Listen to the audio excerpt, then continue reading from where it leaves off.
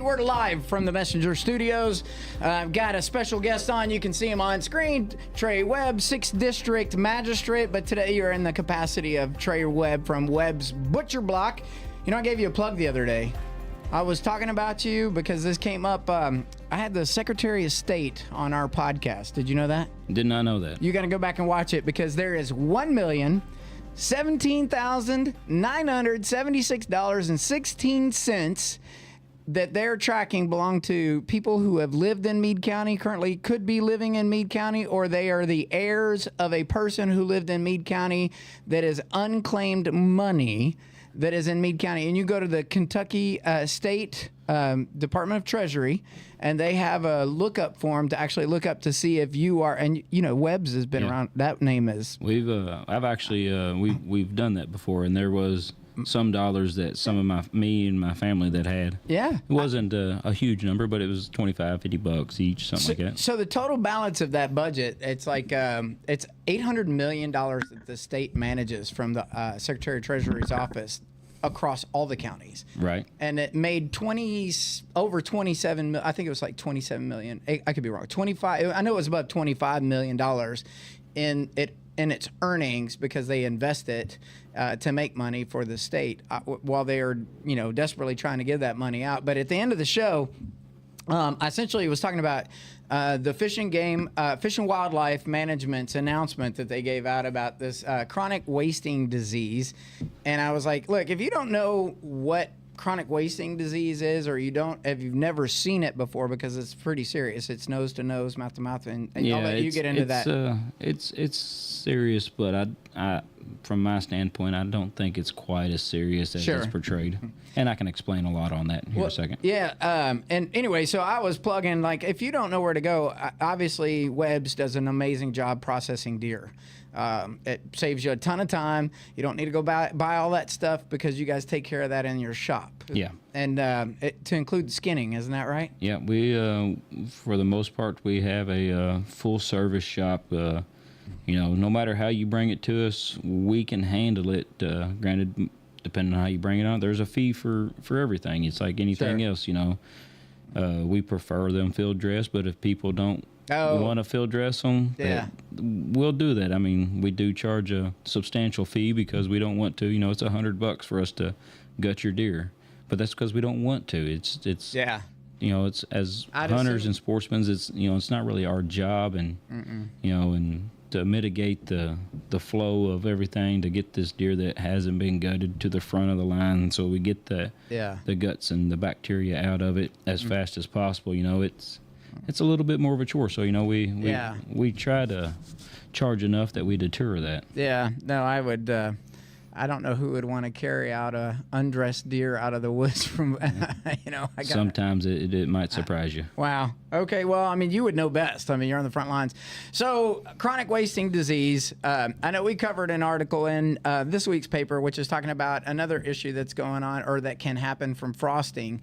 And it's not just wildlife, it's also natural life. And we had a reporter that covered some of those things that happen in the transition of winter and things to look out for animal wildlife. But for the wasting disease, you know, talk to the folks out there, because we're in hunting season. This is it's muzzleloader right now, I think. And muzzleloader was this past weekend. It's back to archery. Archery, that's what. Okay, so people are out slaying deers. They're coming in. What am I looking for?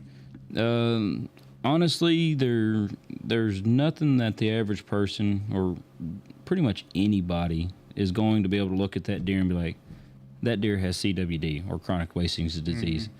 It is a brain disease. Yeah.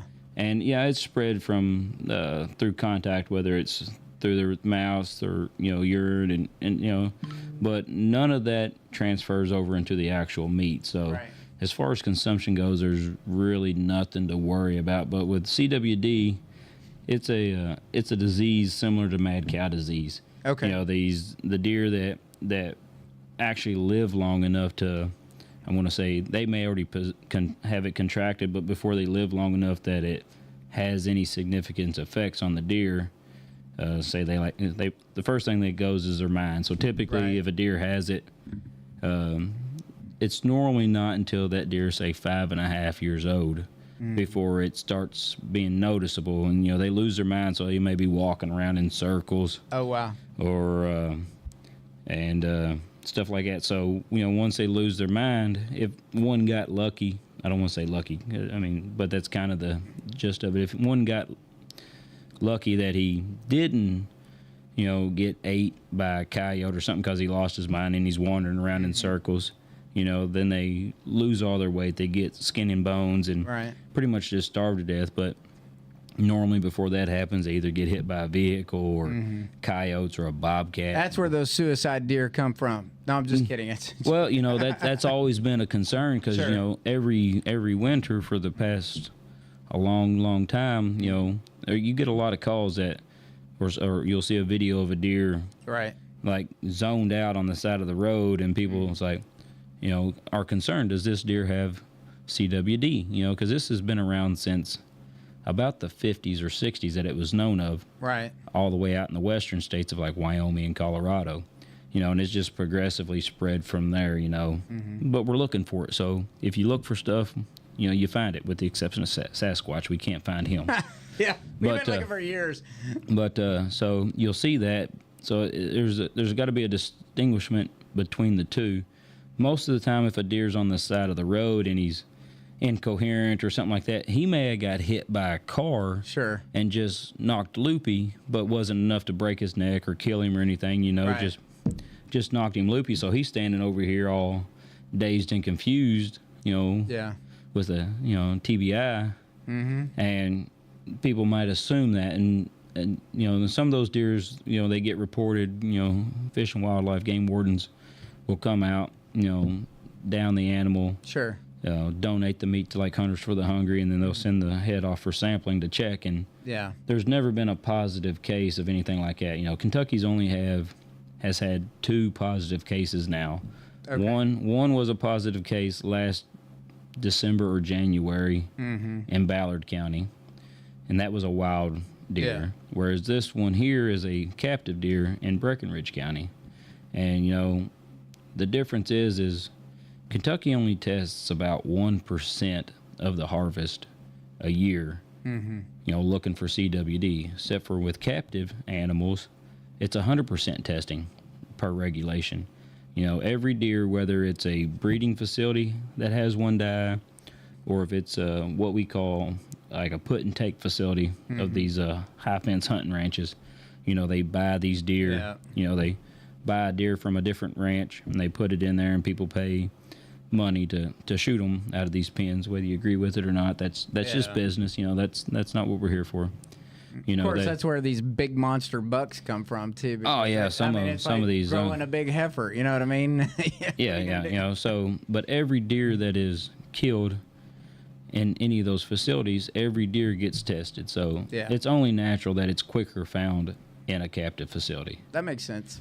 So that's where this deer came from. So in reality, you probably have 0 to worry about in the wild herd. There's no data yet that shows that it escaped the fence. As far as we know, it's the disease is inside the fence and stays inside the fence. Now you do have the concern because deer are social, communal animals. Anybody who's ever hunted deer or watched deer in a park, they constantly licking each other, talking, messing with each other. So even, captive deer and wild deer, they don't know the difference of each other. They obviously there's a barrier there, but they'll lick, on each other through the fence, or they'll, they'll fight through the fence, sometimes, so there is some risk there that it can transfer outside the fence. But it's not going to harm the meat. So if you're out hunting and you notice these signs of the deer circling and stuff like that, what is the recommended advice to do in those situations? Because if you're out in the wild, or you're on your farm, or you're out hunting, and that shot comes up, obviously you want to get your big 12-point buck. But if the doe is sitting there doing the circling, I don't know where I'm at, Alzheimer's looking things. If you see one acting strange, the best case practice is to put it down, and submit that deer to sampling, whether you bring it to a processor that's collecting samples, or if you process it yourself and submit the head to a lot of the extension offices in the counties have a freezer sitting there, and you fill out the tag, put it on it, and put it in there, and periodically they come and grab them, pull the samples. They use the lymph node glands. Yep. And then the brainstem there, they pull those out, write all the tagged information, and then they submit it to be sampled. Okay.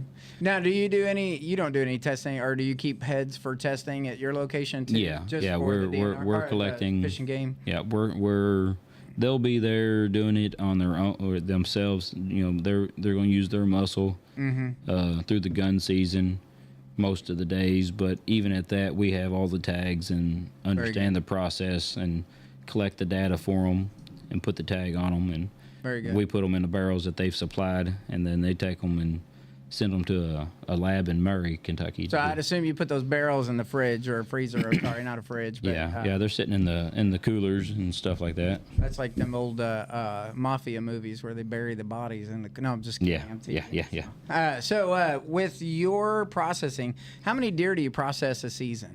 It varies from year to year. Deer season is very weather dependent. Sure. We're looking pretty good this year. Yeah, most deer hunters, they always say they want the cold weather. Yeah, because they'll be moving around. But the historical data on kills will tell you that that deer hunters do not want the cold weather. More deer will be killed at sunny and 75 than there ever will be at sunny and 35.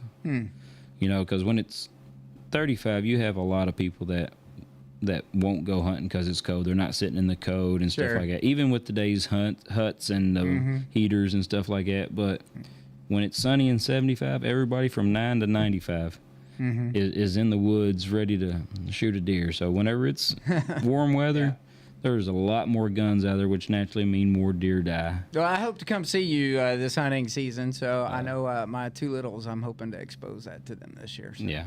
Be interesting. But the concern of with the meat is,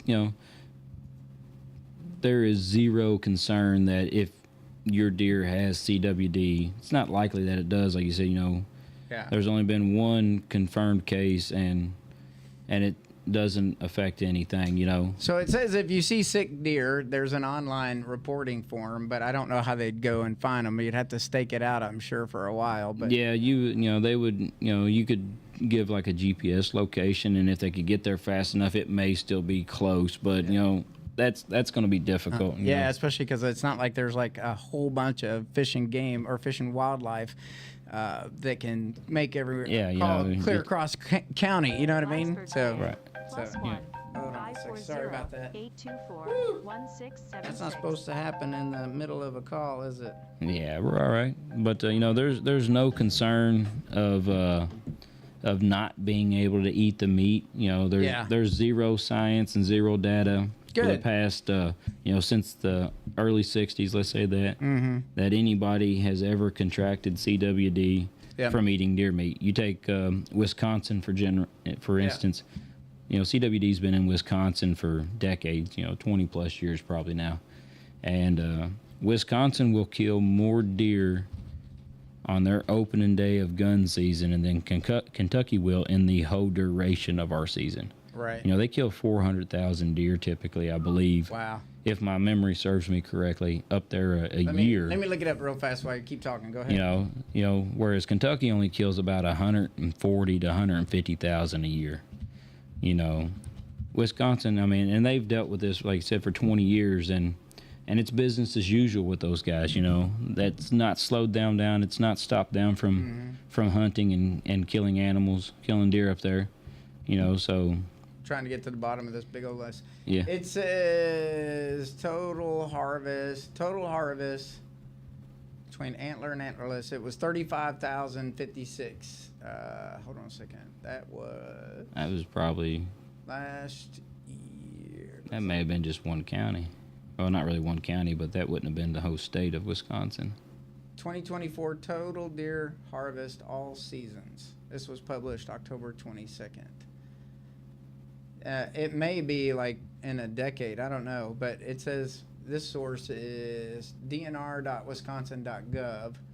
And it's, I'm not trying to challenge. It's not. You're good. But this one says this is total season harvest to date. That's deer. Preliminary 9-day gun deer. There's a bunch of information, so there may be a combination, but they're saying this was the harvest. Archery was... See, it's probably... It says 10,000. Okay, that is broken down by crossbow, archery, youth, muzzleloader, and then they've also got split between antlerless. But still, that's a lot of deer population. Yeah. Even if you kill 35, imagine killing 35,000 people. Yeah. You know, that's a huge impact. So, but we do that across the state of Kentucky. Obviously, our land mass is different than theirs as far as deer population. But I would think our deer population is probably maybe 200,000, 150. I don't know what they're trying to manage in fish and game, but there's estimated 1 million deer in the state of Kentucky. Wow. That's a lot of deer. According to Fish and Wildlife. Yeah. You know, Meade County, you know, that we live in, you know, they propose that there is, you know, 25 to 35 deer per square mile. That's pretty close. Hold on, deer report. This is 2021. It was 939,000. So it's pretty close to 1 million. So that's even huge. If we took 35,000, that's still not even making a dent in the population. Kentucky kills about 140 to 150 per season. That's pretty good. You know, from the beginning of bow season through all the firearm seasons to the end of bow seasons, normally between 140 and 150,000, give or take. I'm gonna tell you, I'm glad we're not a slug state, because shotgun only sucks. Yeah. I would rather just do bow all year long, you know what I mean, than to have to do shotgun season and slug, because it's just anyway. That's my opinion. They're not accurate enough typically. Yeah. But then you're throwing a rock at them. Yeah. And a little big rock. Yeah. You know, and it knocks a huge hole and just destroys a ton of meat typically. Yeah. But you know, as far as business as usual with this. You know, the CWD surveillance zone that Kentucky released includes Meade, Breckenridge, and Hardin County. Yep. So what that means for the hunter is, you know, if you hunt outside of those zones, it doesn't affect you. It doesn't change you at all. You can still bring it to your processors if they're inside those zones, and it's business as usual. Now, if you hunt inside those zones but, say, live outside of the zone, then by regulation, you have to either process that deer yourself, you know, remove all the brain and spinal matter from the meat, or you have to take it to one of your processors within those zones. And there was 4 or so, and there's probably several other ones that I don't know about personally, but you know, as far as I know, in Meade, Breckenridge, and Hardin County, there's 3 of us. Well, you can still take the head off if you're going to process the meat yourself. And to your point, removing the brain and all of that stuff, just take the head and take it to the extension office, because they have a freezer there to have it tested. Yep. And then you're doing your contribution for fish and wildlife to ensure that they can continue testing for the deer population. Yeah, you can take the head off, but if you're going to process it to take it outside the zone, you have to, you know, physically debone the meat off of the bones. Oh, in the zone you're in before you can leave the zone. That makes sense. So, you know, because you still got all the spinal column there. Oh, yeah. You know, so if you got to quarter that deer out without cutting through the spine, which is a simple job if you've ever done it. Yeah. You know, and pull the back straps out the back there and pull the shoulders off, and you're good to go. You know, you leave that carcass there at your farm, or... Coyotes will get it. The coyotes will get it, or... the vultures, too. You know, if you say you know, one thing that I did check on, because this goes back to the carcass, is because the disposal of it is you either leave it where you got it from pretty much, or you send it to a lined landfill. So, you know, like Meade County and Hardin County residents, we use Republic Services as our waste pickup. Right. And in Hardin County, you have Pearl Hollow, which is a lined landfill. So if you have Republic Services as your waste pickup, you know, you can put that carcass in your dumpster, in your trash can or your dumpster, because they'll take it to the lined landfill, and you know, and you're good to go. That way, if you don't want it laying on your landscape, you can still get rid of it. So, you know, that's... See, you know what? That's a great story. We should have brought that up about why we should... Well, that's why we kept Republic Services, because we have a lot of deer hunters, and this way we can make sure that the carcasses end up in the right spot. That wasn't the case, you know. No, I know. Because this is new to us, but, you know, it is a that's good. Possible advantage. You know? I would just say this would be why we are happy to have them. I'm just saying. But, you know, so there's... For the most part, it's not it's not changing a whole lot, you know. Then Sure. then we fall into this. You can no longer bait, and everybody's in a uproar because we can't hunt over corn piles and stuff like or Right. mineral licks anymore. And I get that. I truly Because of the nose to nose and the I can touch corn and then you can touch corn and then you got what is in my brain is now in your brain. It's like zombies, right? Exactly. And, you know, and I get it and I understand it.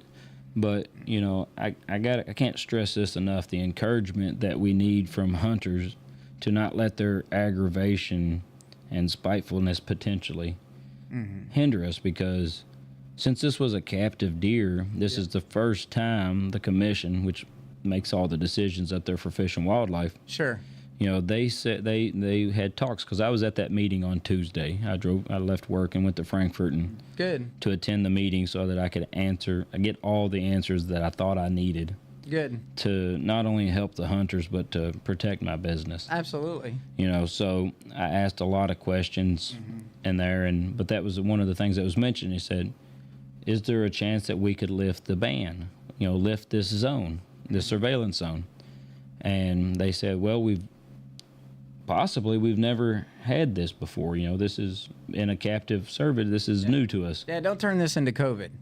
Yeah, Right. and so, you know, so if we can encourage and get every hunter that kills a deer, or maybe kill an extra deer, you know, donate to the Hunters for the Hungry if you're not going to Sure. use the meat, and get an extra sample for them, because, you know, if we can get Enough samples. enough Sure. samples to prove that it stayed within the fence, then, you know, they're like, okay, it never made it to the wild herd. We will then have all the information we need to have an argument why you need Yeah, to. and they'll be like, okay, 2 years from now we get an obscene amount of samples and it's negative, and then they can make the decision. Very good. I think it's safe. We can lift the zone, go back to business as usual. Put your mineral licks out to help your does when they're lactating, to grow your bucks bigger. You know, That's right.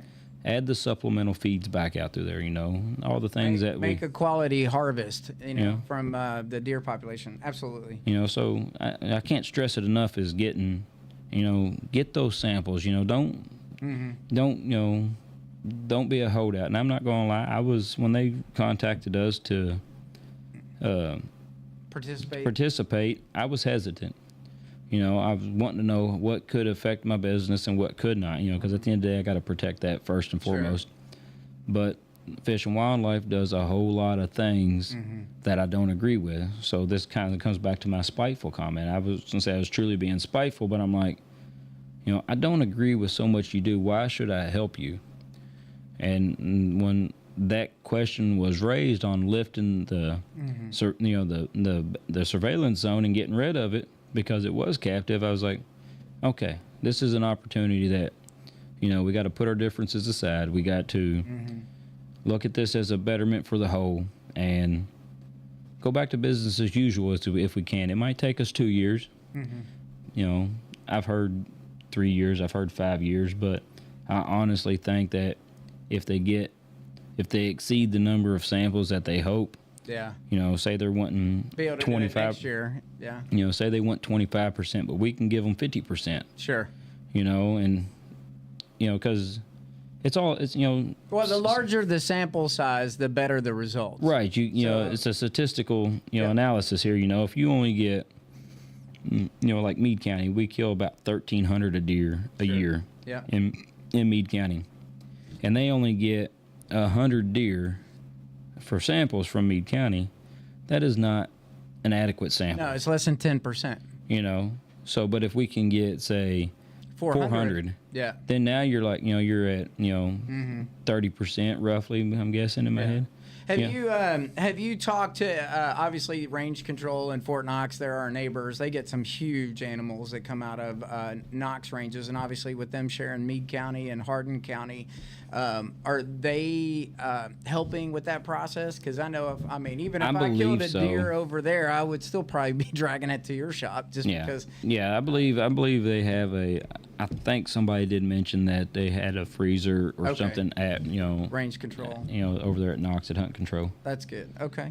Anything else you want to say? I mean, like you said, let's work together, guys. And if you do kill a deer, and you want to process it yourself and go outside the zone, follow these rules. Follow the rules as best as you can.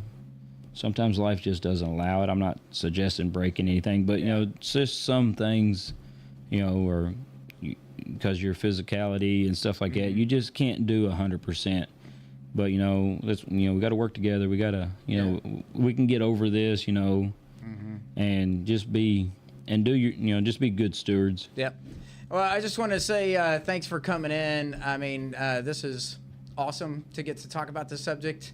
I think if, for everybody in Meade County that cares about our county, and you're an avid hunter, which 1,300 is a pretty large number to take for the deer population. Yeah, like I said, Meade County they estimate between like 25 and 35 deer per square mile. I would just recommend that, you go to places like Trey Webb's Butcher, and go see them. They can give you some guidance and everything else. But, I mean, if you're going to harvest the deer, and it is in one location, and you're bringing it in, and it's not part of if it's in the location, you're taking it out of the location, you got to do exactly what he said. You got to remove the spinal tissue, the brain tissue, and what else was it? That's mainly it. The Fish and Wildlife, and I'm going to attach this stuff to our Facebook page later on today. But they have some BPMs, I think that's what they call them, management practices. Okay. BMP. Best management practices. Yeah, BMPs. Okay. And like if you skin a deer because you killed a buck, and you fletch his face all the way out because you want it taxidermied, skull cap it, and then use some kind of disinfectant, whether it's bleach or peroxide, quaternary ammonia, some kind of disinfectant, and soak that skull cap in it, so it doesn't cost much to keep a jug of that in the bed of your pickup truck. Yeah. That way, if you do kill one and you got to travel outside the zone, you can clean that up and maybe prevent it, because Fish and Wildlife, they use the word that this is a time bomb, and it's not. It's not a time bomb. It's not like in a zombie apocalypse movie, as you said earlier. That's what I was thinking. That it just explodes and go everywhere. Right. This is a very slow disease. So yeah, we got a positive, but it may be 5 years from now before there's ever another positive. It's a super slow disease. Like I said, most deer, it doesn't even show up in testing a lot of times until they're 3, 4, 5 years old. Yeah. And when most deer are harvested less than that, they have it's a weighted system on the testing. So if they test a 1.5-year-old old deer or a 2.5-year-old deer, it may only be 1 point that it's negative. But if they test a 5.5-year-old deer, it may be worth, say, 3 or 4 points that it's negative, because the older the deer, the easier it is to find it. To identify the disease. The disease doesn't show up in these little deer under testing. So it's important to get your samples. Listen, man, I appreciate everything you're doing. I want to say it's this. I'm gonna screw this up. If I do, just correct me. The Sportsman's Club with shooting and all that stuff with the youth, and the work that you do with the youth. Yeah. You're super involved in a way that. I talked to you a lot about this, but just there's a lot of youth groups, and now with these Second Amendment things and all that other stuff, it does create problems. But you're deep in it to help our youth understand gun safety, gun control. You're on the front lines of our hunting, fishing in the local community, and harvesting of our animals locally with Webb's Butcher Block. And I just want to say thank you for the work you do in our community. I appreciate it. Depending on the day, I wear many hats. Yes. But you're talking about the Sportsman's Club. We can.